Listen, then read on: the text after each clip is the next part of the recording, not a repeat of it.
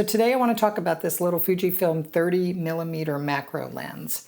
And it is a linear motor, weather resistant, and it's very nice and small. And here's the 16mm 2.8 lens, and you can kind of see that this one's just a little bit taller, but weight-wise, so this is 174 for the 16mm, and this is 209. So it's nice and lightweight, and if you compare it to this 80mm macro lens, this one is a whopping 773 grams. So I ordered this from Lens Rental, and I wanted to give it a test because I had recently done a video about the 80mm macro lens, and I really do enjoy macro photography. So I thought it would be great to see if this would be a suitable replacement for the 80mm, or if you were just starting off, would it be better to go with this one? I just want to go over a couple of things that this one doesn't have, that the 80mm does. They both have a floating element. This is very loud, and I talked about it in the previous video. This one's a little bit, not nearly as noticeable. So they both have those floating elements. This has a 43mm filter size, whereas the 80mm macro lens has a 62mm filter size. This is an f2.8, and it's got a locking aperture ring. You just press this little button here. So this goes from 2.8 to f22. It's got a nice smooth focusing ring and a very, very tiny opening.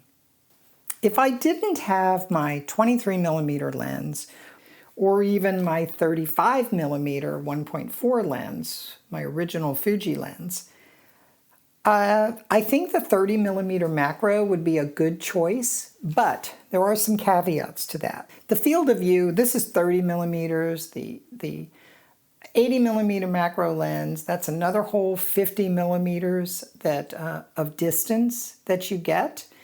In order to fill the frame on the 30mm macro lens, you've got to get super, super close, which is fine if you're doing flowers or small objects, anything that isn't moving. But if you use this for, say, capturing photos of insects, it's going to be difficult.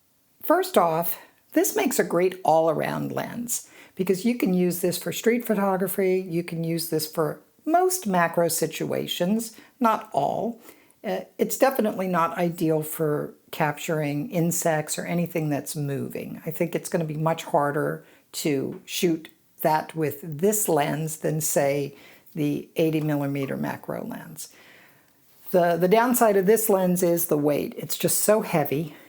It's a good portrait lens, though, if you don't have a portrait lens. So I don't have my 56mm 1.2 anymore. I sold that. And I don't have a 90mm. So the only lens that I really could use for portrait is probably either going to be the 35 1.4 or the 80mm macro. And it is just heavy for that type of work. This 30mm macro, I think for portraits is going to be a bit of a stretch for this because of the field of view. You get a little bit of distortion. That might be something you want. Maybe. I wouldn't. This, to me, is really a great lens for macro and street as long as you're not doing insects.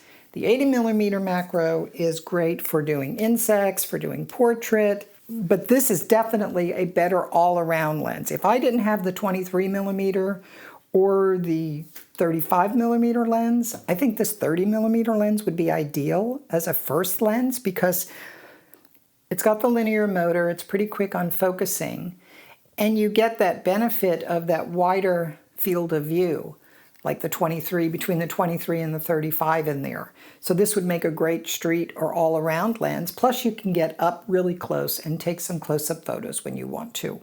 I think if I didn't have those, I would definitely consider this lens very much. I like it, it's weather resistant, so there's not a lot of downsides to this lens at all. So let's take a look at some shots that I took with this lens and some that I took with the 80mm and just kind of compare those and see how they look. So this was taken with a 30mm macro lens, and it's got some really nice detail on here. The bokeh is not too busy in the background, and this was shot at f4. This one here was shot at f6.4. It's got some nice detail, a little bit busier on the background. This one here is 6.4 also. Here's what I was talking about with an insect. So even at 6.4, I was able to get it fairly clear, but this area here is out of focus. And the background is very busy as far as what I would be looking for. Here's a bee, pretty clear.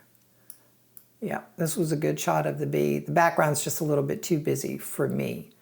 So this one was shot at f2.8.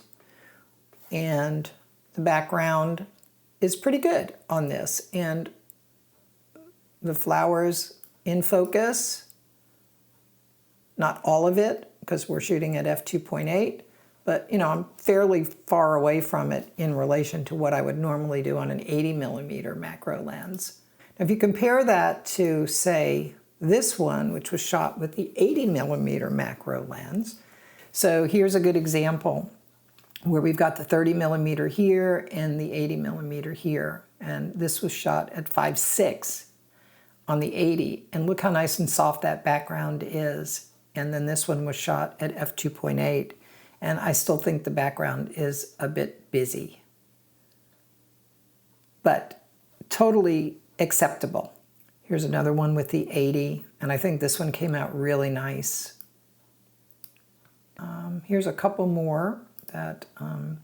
This was just a regular shot taken in my backyard with the flowers and a little bench. And I would say that this was at f4.5, so we've got this area here is pretty much in focus. Background is out of focus back here. This was taken on a blanket. Here's a shot of my NAF's pocket knife that I carry. I love the colors on this. It's got some good detail.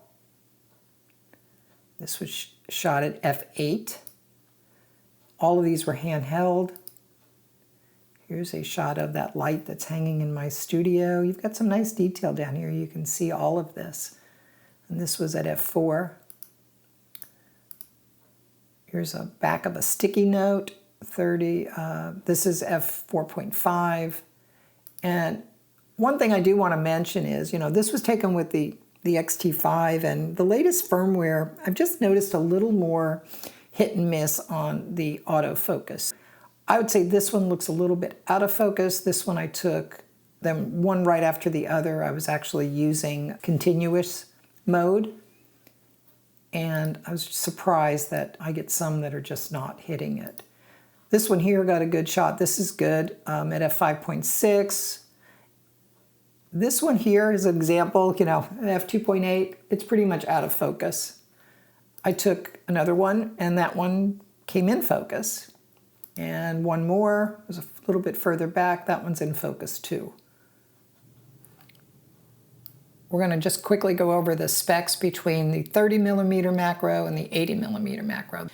Image stabilization on the 80, but not on the 30mm. And of course, different filter sizes for those, 43mm on the 30 and 62 on the 80. Maximum aperture, f2.8, minimum is f22.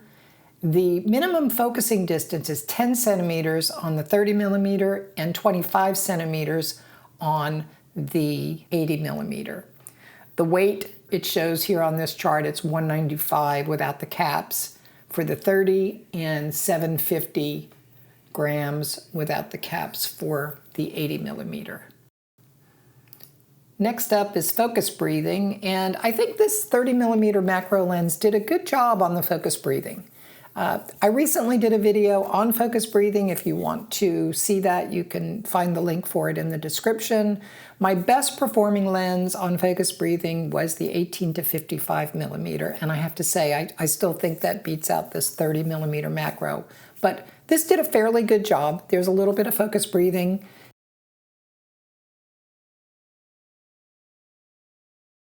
I thought it would be helpful here, since I recently did a video on focus bracketing and focus stacking, to show you how well the 30mm macro lens performed, and I think it did very well. I took a similar photo of dahlias that I picked from the garden, just as I did in the previous video. Bracketed these photos. It took 67 of them and it merged them into one image. And this is the merged image. So it got everything in the front here in focus, including all of the back petals, but didn't go all the way back to the wall. It just got the flowers in focus, which is what I wanted it to do. So yeah, did a good job with the focus bracketing. If you're interested in how I do this, you can go watch that other video. I'll link it in the description. And finally, we'll just talk about the autofocus speed. The 30mm macro lens did a better job and is faster than the 80mm macro lens, even when you're using the focus limiter switch on the 80mm macro. Now, there is no focus limiter on the 30mm, so I would think that it would be a little bit slower, but it is not. It's real snappy. So you can see here, it just grabs focus pretty easily. So overall, this is a great lens. I would recommend this, especially if you don't have any other lenses in this focal range. If I didn't have these others, I would definitely get this lens, but I'm going to keep my 80mm macro because of the type of photography that I like to do. I hope you found this video helpful. If you did, please give it a like and subscribe to the channel if you'd like to see more. Thank you for watching, and I'll see you in the next one.